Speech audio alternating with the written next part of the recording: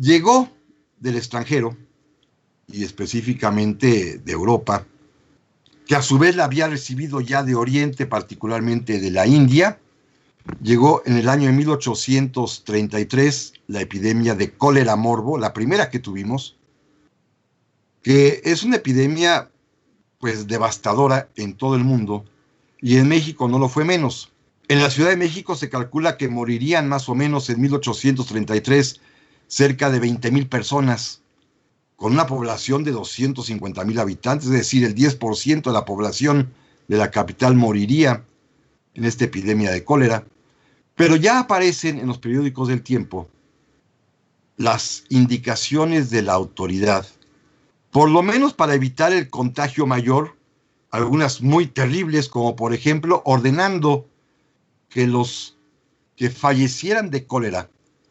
los cadáveres no fueran velados, sino inmediatamente puestos en un cajón con cal viva,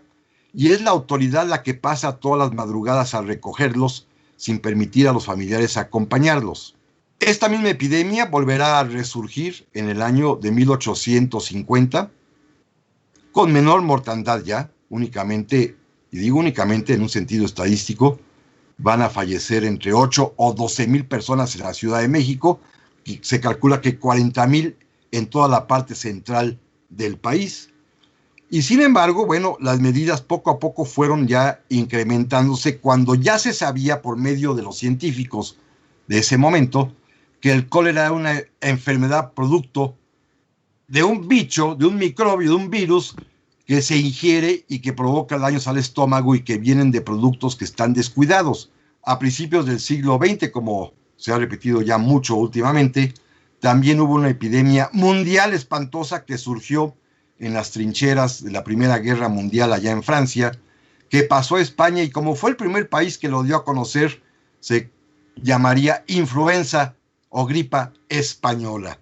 que también llegó a México a partir de 1918 y azotó a nuestro país durante casi 3 años, con una mortandad también tremenda. Se calcula que 300,000 personas morirían en todo el territorio nacional víctimas de la pandemia o de la epidemia de la gripa española, y que tiene además pues la peculiaridad de que ya enfrentó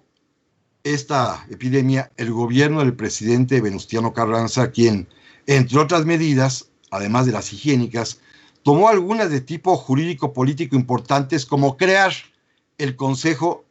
de Salubridad General o Consejo Nacional de Salubridad, primero llamado así, como un órgano del poder público con autoridad suficiente para poder dictar medidas para atender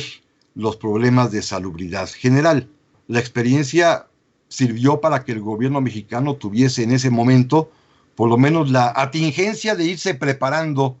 al menos con el esquema jurídico suficiente para poder, en caso necesario, hacer frente a una epidemia, como sucedió, y con estas herramientas jurídico-legales, en 2009, cuando el gobierno mexicano pudo también enfrentar la epidemia de H1N1. La experiencia, por ejemplo, de la gripe española, de influenza española, que dejó muy claras lecciones, tanto que se modificaron las leyes y la Constitución para poder prever estas cuestiones, estas cosas tan dramáticas, pues están allí en la ley, pero tal parece que las conductas sociales, y voy a referir a una muy concreta, las conductas sociales como, por ejemplo, las de usar el cubrebocas, que ya se recomendaba en 1917, al igual que el cuidado intensivo y lavado de las manos, nos los tiene que volver a recordar la autoridad, y aún así, a pesar de ello, y todos hemos visto seguramente noticias en estos días, de todavía hay personas en muchas partes que se niegan y se resisten a usar el cubrebocas. No voy a mencionar nombres, todos sabemos, pero a nivel muy alto y a nivel popular también, ya hay fotografías de los centros comerciales o los mercados o en las calles, cómo la gente va caminando con el cubrebocas, que hoy sabemos que es una medida idónea, primero para no contagiar a los demás, y segundo para reducir el contagio de alguien que lo pueda tener cerca. Bueno, estas lecciones aprendidas, repito, por lo menos en el caso mexicano, cuando ya se supieron en 1918, 19 y 20,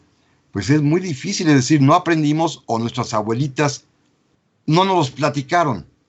Eso es quizás lo más terrible. Sin embargo, bueno, está finalmente la solidaridad que en el caso mexicano es siempre patente, independientemente de la acción de la autoridad o no. Lo mismo pasaría en el caso de la seguridad, que ahí es otro problema mayúsculo y que hay muchas personas que han tratado el tema, y yo les recomiendo por ahí un librito de una estupenda socióloga mexicana, doña Sara Sefcovic,